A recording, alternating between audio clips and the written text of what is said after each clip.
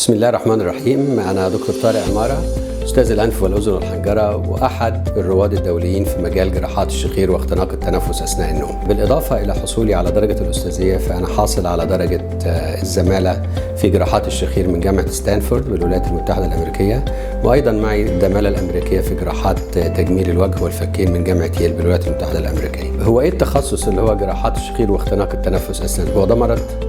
هو مرض خطير جدا وله تداعيات كتيرة جدا على الصحة العامة. ممكن يسبب إزعاج، واحد نايم جنبك بيشخر، اوكي ما فيش أي مشكلة يعني، لكن الشخير ده ممكن يكون مقدمة لمرض خطير جدا اسمه اختناق التنفس أثناء النوم. وكان التخصص ده يعني في مجال كان تخصص صعب جدا والناس كلها بتخاف منه، لأنه طبعا ما كانش فيه هناك يعني وسائل معينة في الوقت اللي فات إنه يعملوا جراحات تدي نتائج محترمة وجيدة للمرضى.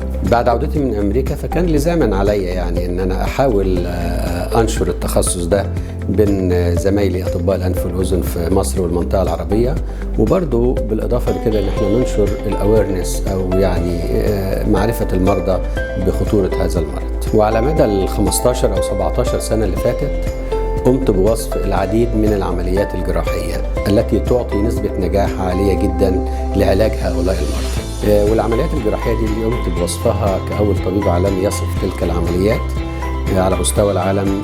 بسعد جدا لما بأدعى إلى الكثير من المؤتمرات العالمية في أمريكا ويوروب وجنوب شرق آسيا والمنطقة العربية لعرض هذه العمليات الجراحية. ويعني كان سروري كبير جدا أن أجد تلك العمليات أصبحت تمارس بكل مهارة في العديد من مراكز جراحات الشخير واختناق التنفس أثناء النوم على مستوى العديد من دول العالم. ونصيحتي اللي بقولها لكل المرضى اللي بيعانوا من الشخير أو اشتباه باختناق تنفس أثناء النوم، لابد أنهم يجروا فحص في أسرع وقت. وأنا طبعا تحت أمركم ويسعدني جدا أن أنا أكون أقدم لكم خدمة مميزة في هذا الشأن.